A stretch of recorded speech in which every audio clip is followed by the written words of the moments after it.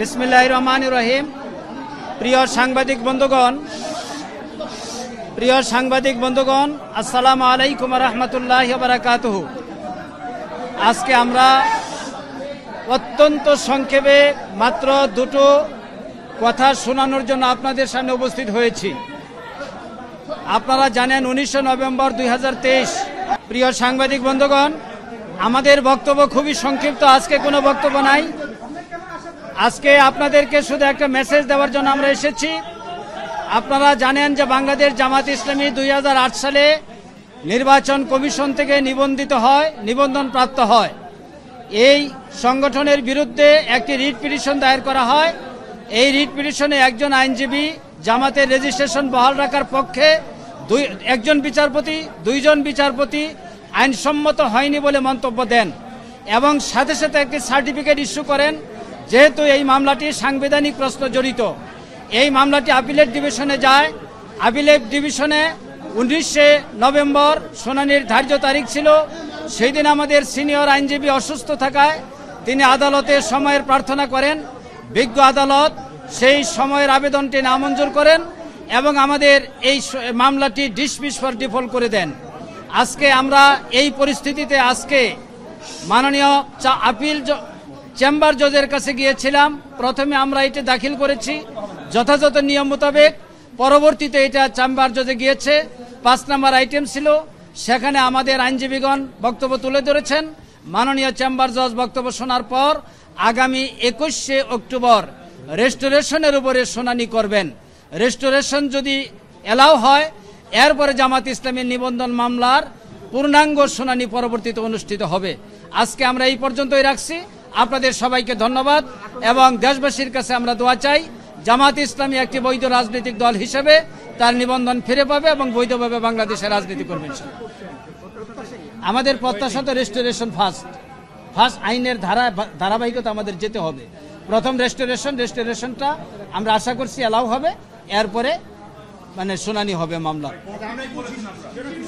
জি শিশিরমণি,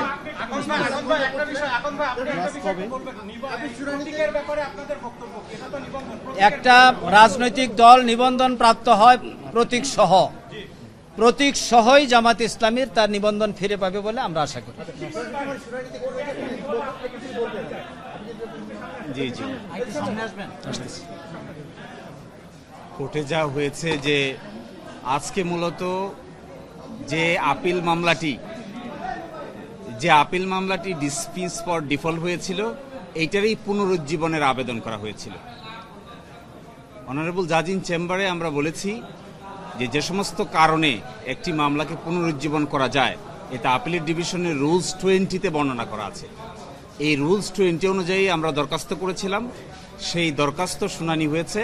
সেখানে 21 অক্টোবর পূর্ণাঙ্গ বেঞ্চে টুয়ার্ড স্টপ অগ্রাধিকারের ভিত্তিতে শুনানি হবে, এই মর্মে আদেশ পাস করেছে।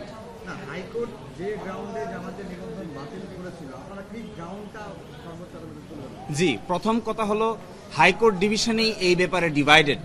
আপনারা জানেন 2জন বিচারপতি নিবন্ধন বাতিল করে রায় দিয়েছেন, আরেকজন বিচারপতি নিবন্ধনের পক্ষে রায় দিয়েছেন। মূল আর্গুমেন্ট করেছেন, নিবন্ধন বাতিলের পক্ষে যিনি আর্গুমেন্ট করেছেন তিনিই বলেছেন যে ব্যক্তি নিবন্ধনের মামলা এইভাবে বাতিল করার জন্য দায়ের করেছেন তিনি নিজেই পক্ষ দোষে দুষ্ট।